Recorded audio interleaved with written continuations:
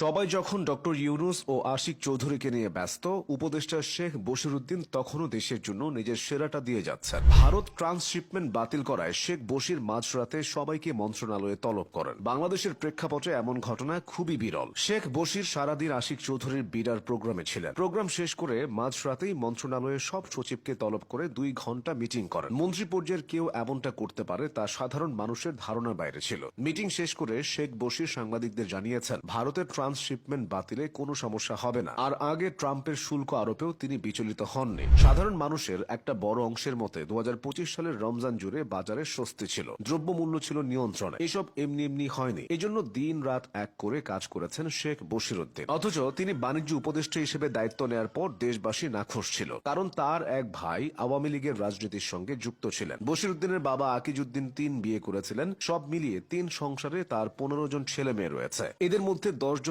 ছেলে ও 5 জন মেয়ে। মূলত তাদের মাধ্যমে 1999 সাল থেকে 3টি ধারায় চলেছে আকিজ গ্রুপের ব্যবসা। প্রথম ঘরে 3 ছেলে, শেখ মহিউদ্দিন, শেখ আফিল উদ্দিন এবং শেখ মোমেন উদ্দিন। দ্বিতীয় ঘরে 2 ছেলে, শেখ আমিন ও শেখ মিলন, এবং তৃতীয় ঘরে বশিরউদ্দিনরা 5 ভাই। বশিরউদ্দিন 1988 সালে ম্যাট্রিক পাশ করে বাবার ব্যবসায় যোগ দেন। তার পদ ছিল স্টেশনারি খরিদকারী। ছেলে হিসেবে তখন তাকে আলাদা করে মূল্যায়ন করা হতো না, মানে বাড়তি সুবিধা পেতেন না। কারো সঙ্গে বশিরের বিরোধ হলে তার বাবা সবসময় কর্মীর পক্ষ নিতেন। অন্যান্য কর্মীর মতো তারও বার্ষিক কাজের মূল্যায়ন হতো, সে অনুযায়ী বেতন বাড়ত। ছেলে হিসেবে পেতেন না সামান্য কোনো সুবিধা। এই ব্যবসায়িক নীতি পরবর্তীতে বশিরউদ্দিনকে সফল হতে সহায়তা করেছে। বাবা আকিজউদ্দিনের কাছ থেকেই তিনি ব্যবসায়িক খুঁটিনাটি শিখেছেন, পাশাপাশি সফলতার গল্পটাও জেনেছেন। 2023 সালে তার প্রতিষ্ঠিত আকিজ বশির গ্রুপ বর্তমানে দেশের অন্যতম শক্তিশালী ব্যবসায়িক প্রতিষ্ঠান। তবে এই ব্যবসায় তার পথ চলা দীর্ঘদিনের। 1950 সালে আকিজউদ্দিনের হাত ধরে প্রতিষ্ঠিত হয় আকিজ গ্রুপ। পরে 2006 সালে তার ইন্তেকালের পর এই গ্রুপের দায়িত্ব নেন শেখ বশিরউদ্দিন এবং তার ভাই বোনেরা।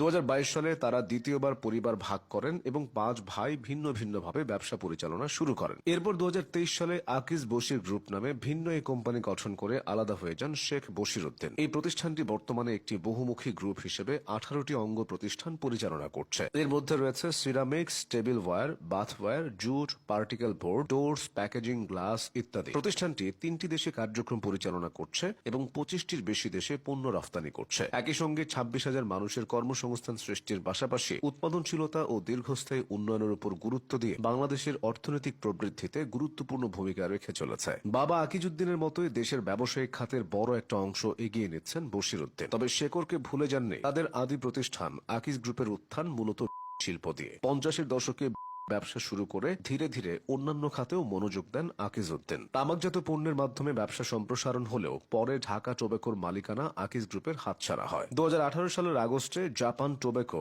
আকিজের ঢাকা টোব্যাকো কিনে নেয়। ওই সময় প্রতিষ্ঠানটি বিক্রি হয় $150 কোটি। বাংলাদেশি মুদ্রায় যার পরিমাণ প্রায় 12,500 কোটি টাকা। শেখ বশির জীবনের প্রায় পুরোটা জুড়েই শুধু ব্যবসা আর ব্যবসা। তবে দেশের রাজনৈতিক পট পরিবর্তনের ফলে তিনি অন্যভাবে মানুষের সেবা করার সুযোগ পেয়েছেন। বাণিজ্য উপদেষ্টা হিসেবে তিনি এখন আস্থা ও সম্ভাবনার আরেক নাম।